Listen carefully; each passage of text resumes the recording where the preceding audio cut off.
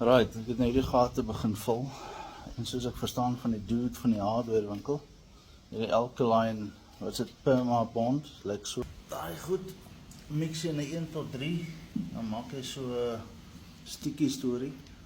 En dan hierdie is 'n 1:5 ratio, maar jy moet hom so fucking vinnig smeer, want hy raak klipphard in 5 minute se tyd.